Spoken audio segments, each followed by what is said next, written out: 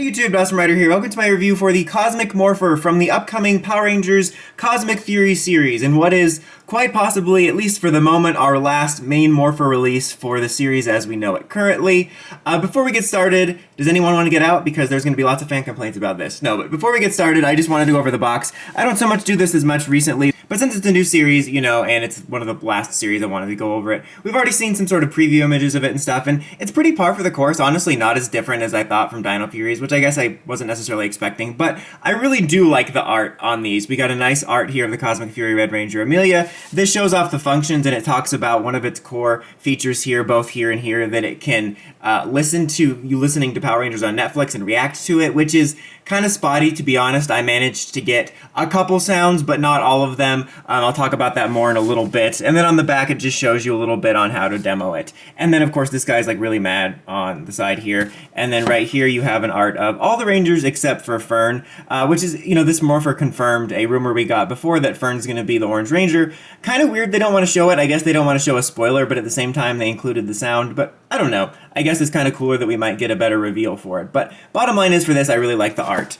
Let's talk about the Morpher itself, which has caused quite a bit of controversy, because as you can see, it's probably the best looking Morpher changer we've ever gotten, and it's eclipsed everything Sentai, Power Rangers, and Rider has ever done. No, but like, it doesn't look the greatest. You know, the quality of PR toys is hit and miss. There's all kinds of varying factors. The Morphers have definitely had an interesting history and declining quality over the years. But in terms of Hasbro stuff, all of their main Morphers were always solid. They weren't perfect. They had their little problems individually here and there. But I think for the most part, the main Morphers in regards to Beast Morphers, the Beast Morphers Lion Morpher, the first Dino Charge Morpher, and the Dino Night Morpher, I think they all looked solid. For the price and the quality and all that stuff, I think they looked like solid collector pieces with some pretty good functions. But then you did have cheaper stuff like the recent Gold Ranger Morpher and the unfortunate case of the Gold Ranger Morpher in the Beast Morpher series. But we really hadn't had a main Morpher look like this, which honestly doesn't look the greatest. I'll just say that design-wise, I like the design in the concept of the design, meaning when you see photos of it in the show, or, you know, behind-the-scenes footage, rather,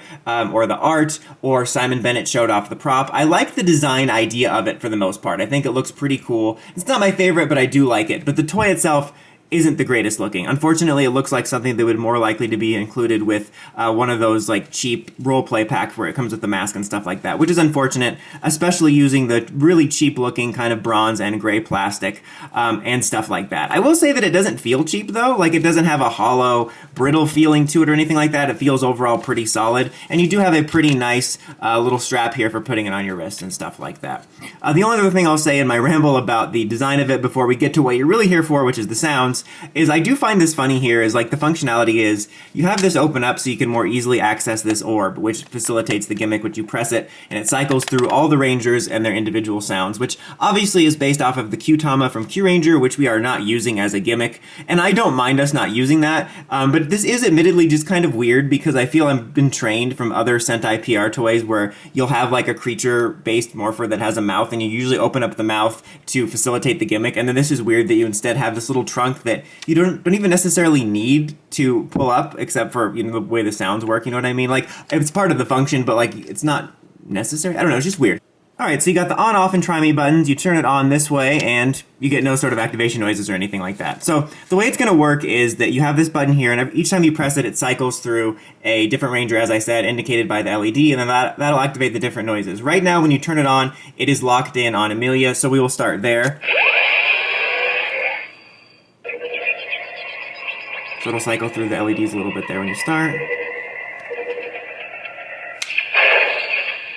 It's morphin' time! So you actually have what I think for sure is her voice actor saying that, which is overall nice. And then you get a bunch of different sounds that are sort of unlocked by this. This one just does kind of a laser sound. Like a bunch of different ones. And sometimes when you press other buttons, it'll change up the laser sound slightly. And then you can hold it down. And eventually, it'll kind of peter out and make that noise, which a lot of the sounds do a lot. This one just does like some key-op noises. Oh, this is getting weird. Okay, this is weird. Okay, but when you hold it down, it does some like attack noises.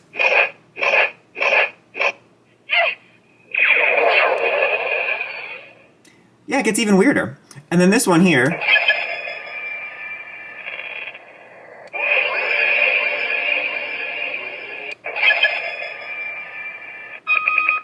And then this one will also peter out if you keep holding it down.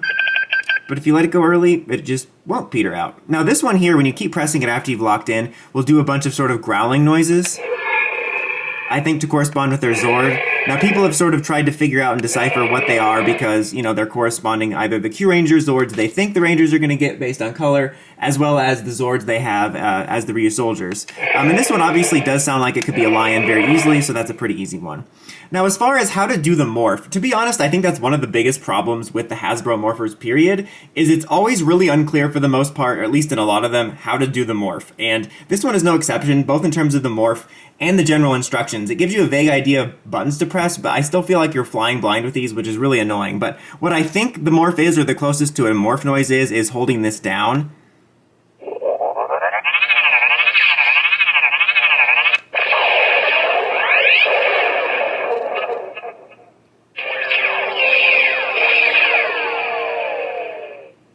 That sounds the most like a morph to me. And if you let it go too long, it'll peter out. I'm gonna...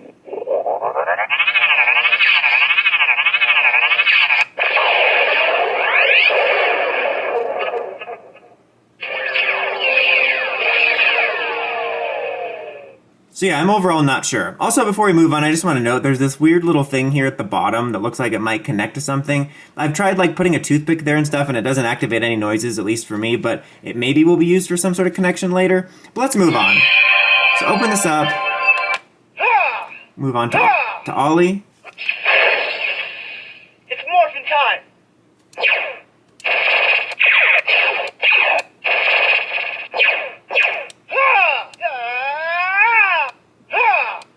These are much less awkward.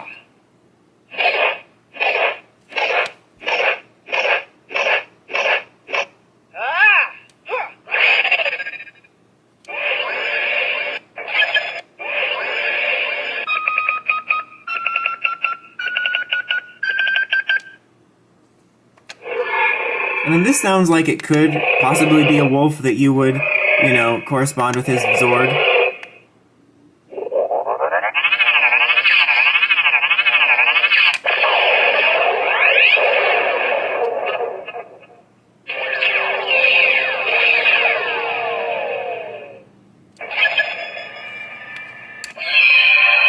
Alright. Next.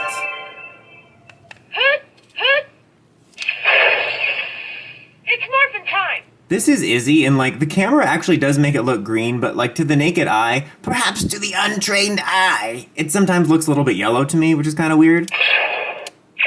We basically get the same noises for that.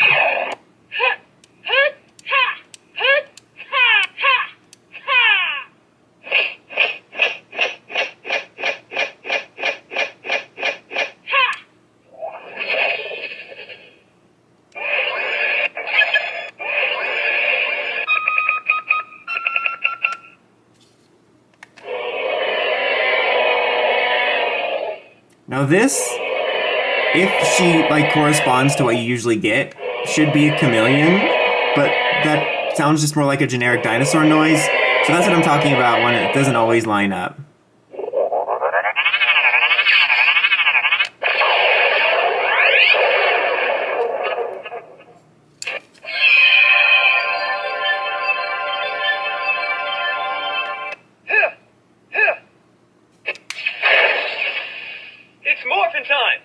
Now this one is Chase, which is much more of a purpley looking LED, which very much lines up with the way a lot of Sentai MPR toys will do, representing Black Ranger colors by purple.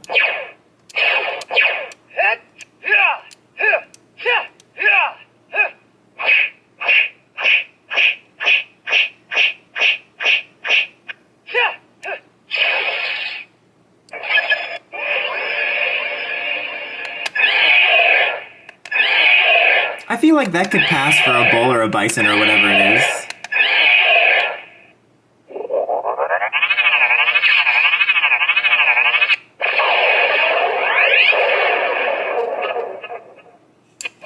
Alright, moving on.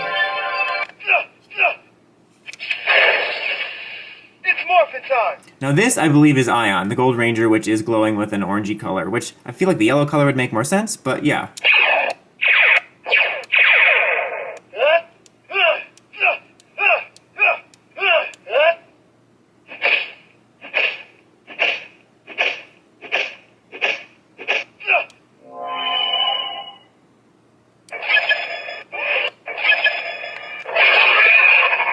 Now this just kind of sounds vaguely monster-like, which could represent his Mosasaurus, but also could represent his Shark Zord that he has in the series well enough.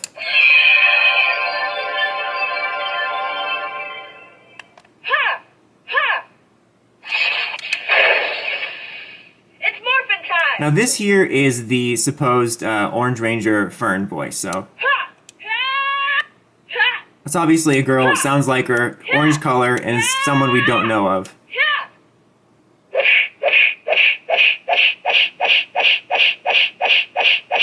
Ha! By someone we don't know of, I meant like it's someone that's outside of the core lineup when we initially start. Same buttons there. Now for hers, it's supposed to be, again, if we're lining it up based on what we think it's supposed to be, the orange Zord is the scorpion. That sounds just like a scorpion. I can't tell you how many times I've seen a scorpion in the desert, and it's like... So I don't know, maybe there's some differences in the Zords that we're not like knowing about, or again, it just might be kind of random where they lined it up if they could, lined it up if they couldn't, or didn't line it up if they couldn't, or maybe they just really didn't care.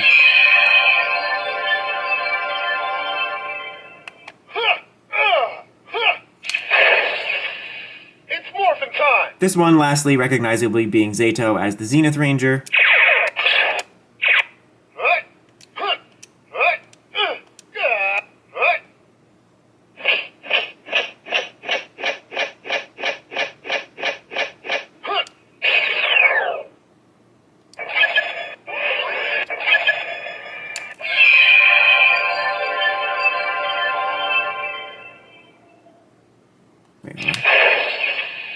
It's morphin' time! I have no idea. There's some really random ones on this one. And his is kind of up in the air as to what it possibly could be. Maybe he'll use the purple dragon instead? I don't know, maybe. Then we cycle back to Amelia. And it gets weird again. It's morphin' time!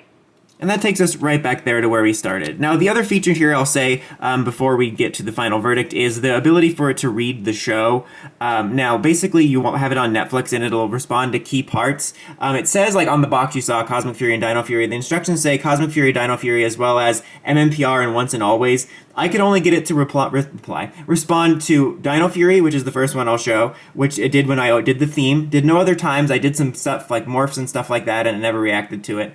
And then the ending theme for Once and Always, it responded to basically just playing the mmpr theme, which is the second clip I have. I skimmed through Dino Fury and mmpr, did some morph sequences and stuff like that, did the opening themes, and the only thing that ever responded to it for mine was Dino Fury opening and the mmpr Once and Always closing credits. I know that somebody, I think, had hacked it, it's not really hacking, but was able to get the Cosmic Fury theme, which I imagine will be easier to do once you get it with Cosmic Fury. But so let me just cut away to me showing a version of what you get with that.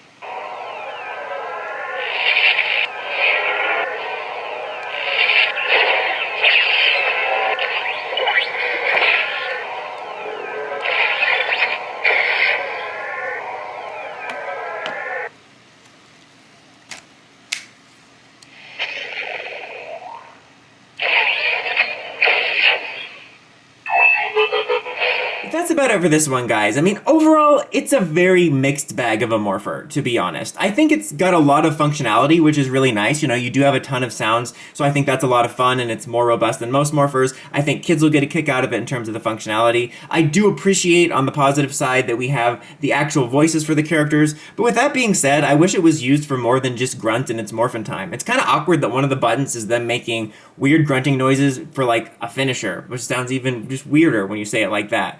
I think it would have been cooler to have just, even if it was one or two little phrases that they say, you could still have some, like, key-ups in there somewhere, but it's just weird that that's, like, the main feature, and all they say is it's morphin time and then some grunts. That's just a little bit weird. And as always, too, with these Morphers, it's kind of weird and frustrating how vague the sounds are, and you're unsure exactly what's supposed to be what and what exactly the morph is. I will say that I do like some of the cosmic-y, like, ethereal-sounding sounds within it, and I think the idea behind the functionality with the TV show stuff is fun, but it really doesn't work that well, and I can only imagine it being kind of fun for, like, if a kid's watching it and they happen to be wearing the Morpher and getting excited that it, you know, which I'm sure is what it's for, that it, you know, corresponds, but it's, I don't know, it's a fun idea, but it's a little bit flawed in the execution, in my opinion. It just doesn't work out fully. Not to mention, of course, you have the stuff like it just really not looking the greatest, being the weakest looking main Morpher we've gotten. I think probably the weakest looking, like, main Morpher we've gotten overall in the series in terms of aesthetics. It's kind of hard to tell, too, like, if the animal growls are supposed to be anything. Like, on the box here, they advertised the dinosaurs, so maybe they're just supposed to be the Rangers' dinosaurs, but it is interesting to think about if they tried to correspond it at all with the Q-Ranger mech. But as far as a recommendation, I don't want to say this thing is absolutely awful, because it's not. I think it has a lot of features and cool sounds and can be fun for kids, but also it's got some really weird sounds and a little bit mixed functionality. So I would say, you know, maybe wait for a sale on this thing, whether you want it for your collection or, you know, if you want to pick it up for your kid or something. I think it'll be fun for that, but it doesn't feel worth it for the price, and despite it having a lot of sounds, a lot of them are kind of lackluster and repetitive after a while. It is kind of unfortunate that I don't have an alternative to recommend for collectors and stuff like that, because usually in this case, I could say, like, well, this doesn't look the greatest, but if you want something better, you can get the Sentai version, because there is no Sentai version, and odds of us getting a Lightning Collection-like version of this are pretty slim right now, because in general, they haven't been doing that for modern Morphers, and the Lightning Collection is taking a hiatus for a year as of this recording. But that's about it for this one, guys. Until next time, don't forget to like, comment, subscribe, and climb the steps and ring that bell so you can get notifications for my videos. Dawson Ryder, signing out.